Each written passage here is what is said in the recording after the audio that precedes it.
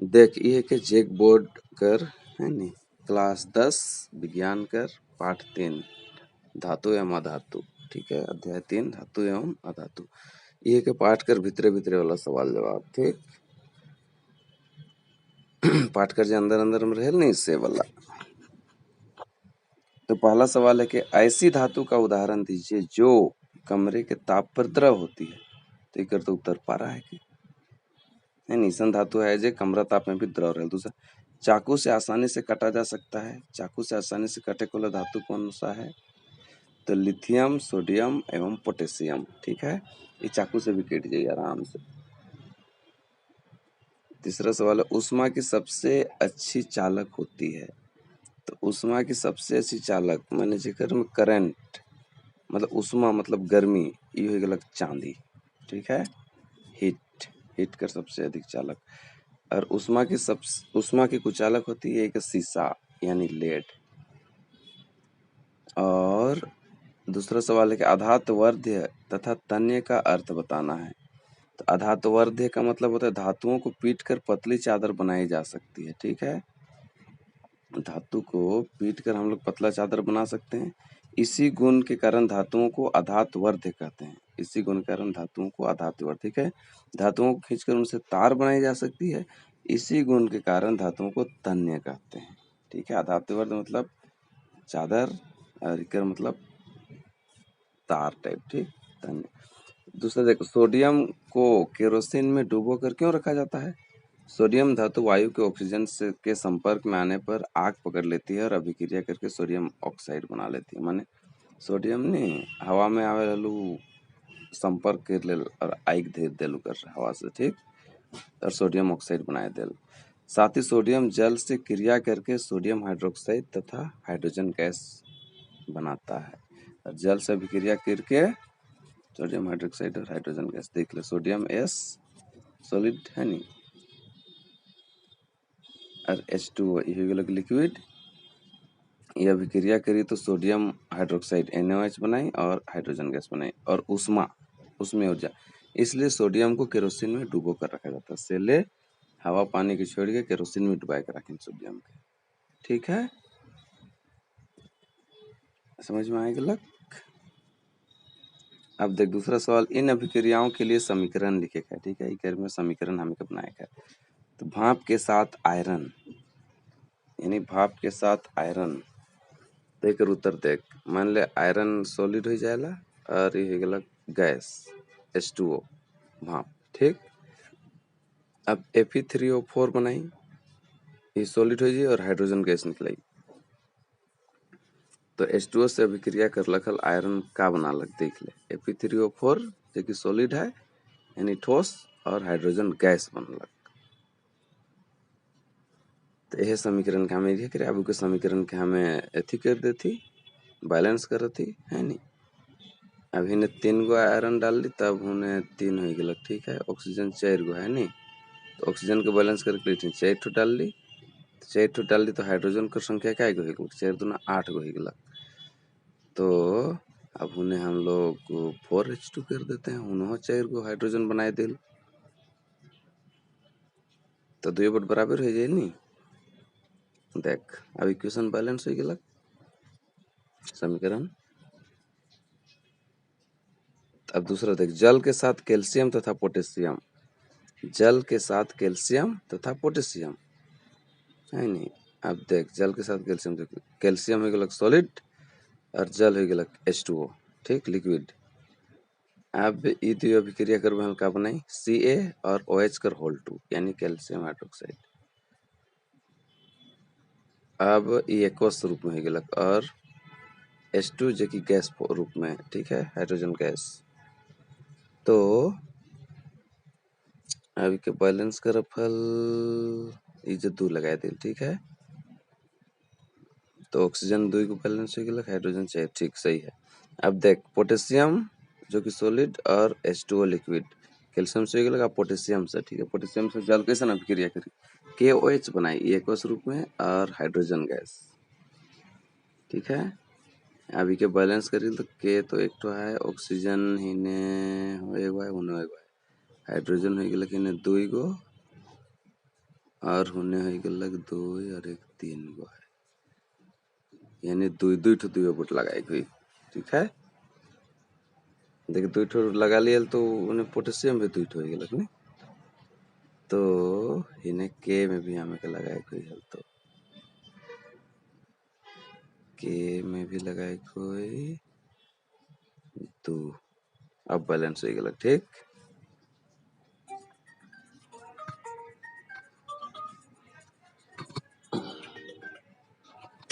अब तीसरा सवाल का कहते है ए बी सी एवं डी 4 धातुओं के नमूने को लेकर एक करके निम्न विलयन में डाला गया। इससे प्राप्त परिणामों को निम्न प्रकार से सारणीबद्ध किया गया। सारणीबद्ध एबीसीडी 4 को देला। ठीक है, धातु एक लगे एबीसीडी। अब iron sulphate, copper sulphate, zinc sulphate और सिल्वर नाइट्रेट। आयरन सल्फेट कोई अभिक्रिया नहीं। इस सारणी का उपयोग करके धातु ए बी सी एवं डी के संबंध में निम्न प्रश्नों का उत्तर देना है। ठीक है, देख सबसे अधिक अभिक्रियाशील धातु कौन सा है, तो इनमें से धातु बीज है नी सबसे अधिक अभिक्रियाशील, क्योंकि कोई अन्य धातु FeSO4 में से धातु को विस्थापित नहीं करता है। FeSO4 आयरन सल्फेट में से धातु को विस्थापित नहीं कर पाता है। ठीक है, तो सबसे अधिक अभिक्रियाशील है बी। और दूसरा में धातु बी को कॉपर सल्फेट के विलयन में डाला जाए तो क्या होगा, अगर धातु बी के कॉपर सल्फेट के विलयन में डालबे हल्का हुई तो धातु बी के जो है कॉपर सल्फेट सबसे अधिक अभिक्रियाशील है। ठीक है, इसलिए ये कॉपर सल्फेट के विलयन को भी पॉज करके देख लेंगे। ठीक, अब तीसरा में क्या कहते हैं, धातु ए बी सी एवं डी को अभिक्रियाशीलता के घटते हुए क्रम में व्यवस्थित करना है। क्रियाशीलता तो सबसे अधिक क्रियाशील बी है, फिर ए है, फिर सी है, फिर डी है। ठीक है, बी फिर ए फिर सी फिर डी, सबसे अधिक क्रियाशील ये घटते हुए क्रम में ही गलत। अब सबसे ज्यादा बी क्रियाशील, फिर ए, फिर सी, फिर डी।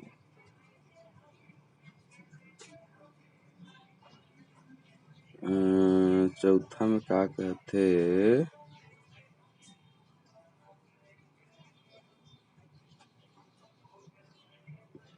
अभिक्रियाशील धातु को तनु हाइड्रोक्लोरिक अम्ल में डाला जाता है तो कौन सी गैस निकलती है, आयरन के साथ तनु H2SO4 सल्फ्यूरिक एसिड।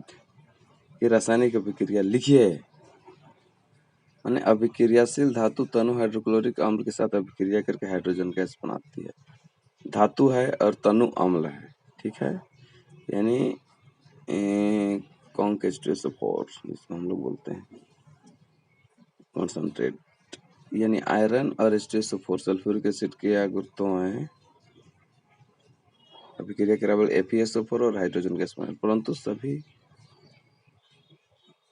देख पांचवा सवाल क्या कहता है, जिंक को आयरन सल्फेट के विलयन में डालने से क्या होता है, इसकी रासायनिक अभिक्रिया लिखिए। तो जिंक को आयरन सल्फेट के विलयन में डालने से यह विलयन में से आयरन को विस्थापित कर देता है। ठीक है, देख Zn solid plus FeSO4 aqueous, तो विस्थापित कर दी ZnSO4 बनाई दी। ठीक, देख ZnSO आयरन अलग हो गया और ZnSO4 बन गया एक्वस। ठीक, मैंने विस्थापित कर दिया। देख अब देख पहला कर पहला में थी, सोडियम ऑक्सीजन एवं मैग्नीशियम के लिए इलेक्ट्रॉन बिंदु संरचना लिखना है। सोडियम ऑक्सीजन एवं मैग्नीशियम के लिए इलेक्ट्रॉन बिंदु संरचना लिखना है। सोडियम के लिए 2 8 1 है लिखा, क्या रहे तो 2 8 1 हो गया, तो लास्ट में कितना है, एक इलेक्ट्रॉन है, क्वेश्चन दिखा भी के। अब ऑक्सीजन में, ऑक्सीजन का कितना है 2 और 6, तो आउटरमोस्ट सेल में देख, बाहरी कक्षा में 6 इलेक्ट्रॉन तो इसन देखा आपको, ठीक। बिंदु बिंदु। अब मैग्नीशियम, मैग्नीशियम में कितना है 12 है तो 2 8 2 लिखिल, तो बाहरी कक्षा में 2 गो इलेक्ट्रॉन है नहीं, तो यहाँ 2 तो दिखाई दे बस। एक इलेक्ट्रॉन बिंदु संरचना है क्या कहन। अब दूसरा में देख, इलेक्ट्रॉन के स्थानांतरण के द्वारा Na2O एवं MgO का निर्माण दर्शाइए। सोडियम और मैग्नीशियम ऑक्साइड, Na2 का निर्माण इलेक्ट्रॉन का स्थानांतरण के लिए, ठीक है। देख सोडियम सोडियम एक एक तो बाहरी में इलेक्ट्रॉन रहेला और ऑक्सीजन में 6 गो रहेला, ठीक है। तो काला के शेयर करी, ई एक ठो इकर से एगो इकर से शेयर कर दी, ठीक। तो सोडियम कर भी काय घोलक या एन ई एगो दे दी तो ई प्लस हो जाए, ई एगो दे दी तो ई भी प्लस में आ जाए, और ऑक्सीजन में 2 गो माइनस चिन्ह आ जाए, 2 गो लेला न 2 से एक ठो, या Na2O अणु लिखते हैं, ठीक। अब MgO का निर्माण देख, मैग्नीशियम ऑक्साइड Mg, इसके लास्ट में 2 गो इलेक्ट्रॉन है बाहरी कक्षा में, और ऑक्सीजन का 6 गो रहेला, तभी तो एक ले है 2 को दे दी, 2 के दे दिलक, तो मैग्नीशियम में 2 गो प्लस प्लस आ गलक, और ऑक्सीजन में 2 गो माइनस माइनस हो गलक, ठीक है नहीं। MgO अणु लिख सकते हैं इसको हम लोग। अब तीसरा में, इन यौगिकों में कौन से आयन उपस्थित हैं। Na2O यौगिक में Na प्लस आयन एवं ऑक्सीजन 2 माइनस आयन उपस्थित है, जबकि MgO यौगिक में Mg प्लस 2 प्लस और ऑक्सीजन 2 माइनस आयन। देखो आयनिक यौगिक के गलनांक उच्च क्यों होता है। आयनिक यौगिकों के क्रिस्टल में धनायन एवं ऋणायन मजबूत आकर्षण बल के द्वारा जुड़े रहते हैं, ठीक है। इस आकर्षण बल को तोड़ने के लिए अधिक ऊर्जा की आवश्यकता होती है, इसलिए आयनिक यौगिकों का गलनांक उच्च होता है, ठीक है। धनायन एवं ऋणायन मजबूत आकर्षण बल से जुड़े रहते हैं, तो उसको तोड़ने के लिए अधिक ऊर्जा की आवश्यकता पड़ती है ना, इसीलिए उसका गलनांक ज्यादा होता है। अब देख पहला हम फिर निम्न पदों की परिभाषा दीजिए। परिभाषा देखा, खनिजकर, अयस्कर और गैंग। खनिज किसको बोलते हैं। पृथ्वी की भूपर पट्टी में प्राकृतिक रूप से पाए जाने वाले धातुओं के वे तत्व जो यौगिक तत्व या यौगिक जिनमें कुछ अन्य पदार्थ जैसे मृदा, रेत, चूना, पत्थर आदि मिले होते हैं, खनिज कहलाते हैं। माने पृथ्वी का भूपर पट्टी में प्राकृतिक रूप से पाए जाने वाले धातुओं के तत्व या यौगिक जिनमें कुछ अन्य पदार्थ जैसे मिट्टी हो गलक, बालू हो गलक, चूना पत्थर सब मिलल रहे न मेसा रहे ना, तो खनिज हो गलक हमें, ठीक है। ये पृथ्वी के रूप पट्टी में मिलेला। अब अयस्क वैसे खनिज जिनसे धातुएं कम खर्च में एवं सुविधाजनक रूप से प्राप्त की जा सकती है, उसे अयस्क कहते हैं। मतलब ये भी खनिज है, लेकिन जिससे धातु हम लोग बहुत आराम से निकला सके, कम खर्चा में और सुविधाजनक रूप से प्राप्त कर सके, वो एक हमारा अयस्क, ठीक है। खनिज तो मिक्स रहेला, तो अयस्क हो गलक, ये भी खनिज है जेकर में हमें आराम से धातु निकला सके। गैंग पृथ्वी से खनिज अयस्कों में मिट्टी, रेत आदि की अशुद्धियां होती हैं जिन्हें गैंग कहते हैं। माने गैंग हो जितना कूड़ा करकट रहे ना वो अशुद्धियां। दूसरा देखो, 2 धातुओं के नाम बताइए जो प्रकृति में मुक्त अवस्था में पाई जाती है। तो सोना एवं प्लेटिनम 2 गो धातु है ना प्रकृति मुक्त अवस्था में पाई जाती है। तीसरा, धातु को उसके ऑक्साइड से प्राप्त करने के लिए किस रासायनिक प्रक्रम का उपयोग किया जाता है। तो धातु को उसके ऑक्साइड से प्राप्त करने के लिए अपचयन प्रक्रम का उपयोग किया जाता है। अपचयन एगो प्रक्रिया है, ठीक है। देख Fe2O3 सॉलिड प्लस एल्यूमिनियम, इकर में देखो Fe अलग हो गलक और Al2O3 अलग हो गलक, माने एक माने के विस्थापित करके आए गलक, ठीक है। ये अपचयन प्रक्रिया हो गया।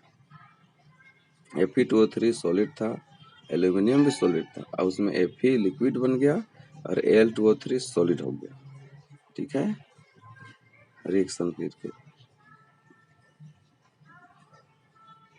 अब बैलेंस करती, तो आयरन ही ना 2 ठो, 2 गए तो 2 ठो Fe में 2 ठो लगा ली, और मतलब एल्यूमिनियम हिने एगो है, उन्हें दूगो है, तो एल्यूमिनियम में भी लगाए हुए दू ठो, तो दो बटे एल्यूमिनियम तो दूगो हो गया। अब ऑक्सीजन उन्हें 3 गो है, इन्हों 3 गो, बैलेंस हो गया। मतलब देखो पहला फिर सवाल है, जिंक मैग्नीशियम एवं कॉपर के धात्विक ऑक्साइडों को निम्न धातुओं के साथ गर्म किया गया। ठीक है, जिंक मैग्नीशियम एवं कॉपर को, जिंक ऑक्साइड, मैग्नीशियम ऑक्साइड और कॉपर ऑक्साइड। ठीक है, जिंक मैग्नीशियम एवं कॉपर को इसके साथ गर्म करने पर क्या होता है, किस स्थिति में विस्थापन अभिक्रिया घटित होगी। तो देख, जिंक ऑक्साइड और मैग्नीशियम में विस्थापन अभिक्रिया होगी, जिंक ऑक्साइड और मैग्नीशियम में, तो ZnO प्लस Mg मिलके MgO प्लस Zn बनाता है। ठीक है ना, यानी विस्थापित कर देलक एक दूसरे के। इस क्रियाकलाप में मैग्नीशियम ऑक्साइड विस्थापन अभिक्रिया नहीं करेगी, कॉपर ऑक्साइड जिंक और मैग्नीशियम के साथ विस्थापन अभिक्रिया करेगी। CuO और Zn इकरो में देख, ZnO बनाई और कॉपर अलग हो जाए, CO और Mg में देख, MgO बनाई और कॉपर अलग हो गया, विस्थापन अभिक्रिया अलग विस्थापित कर देलक नहीं। दूसरा सवाल कहते हैं, कौन सी धातु आसानी से संक्षारित नहीं होती है। आसानी, सोना और प्लेटिनम आसानी से संक्षारित नहीं होगा, जंग नहीं लगेगा इसमें, सोना और प्लेटिनम में। ठीक है, मिश्र धातु क्या होती है, मिश्र धातु क्या होते हैं, मिश्रातु लिखल है, दो या दो से अधिक धातुओं के समांगी मिश्रण को मिश्रातु कहते हैं। दो या दो से अधिक धातुओं के समांगी मिश्रण बराबर, ठीक, उसको मिश्र, इनसे इसे बनाने के लिए धातुओं को गलाकर उसे निश्चित मात्रा में आपस में मिलाया जाता है। ठीक है, गलाए के मिलाए ना तो मिश्रातु बनेला, निश्चित मात्रा में आपस में मिलाए देना, पहले गलाए के, फिर इसे मिश्रण को शीतलीकृत करके उसे ठोस रूप दिया जाता है, जो मिश्रातु होते हैं। मैंने मिलाए ले और उके ठोस बनाए देवे, ठीक, मैंने ठंडा करके तो मिश्रातु ही गिला। भीतरे भीतर के जो सवाल रहे नहीं वो खत्म हो गया। जहाँ भी समझ में नहीं आई वहाँ पॉज करके देख के समझ में आ जाए, नहीं तो नोट बना ले तो आपने समझ में आवेला। ले चिंता की बात नहीं है, लगे रहना है।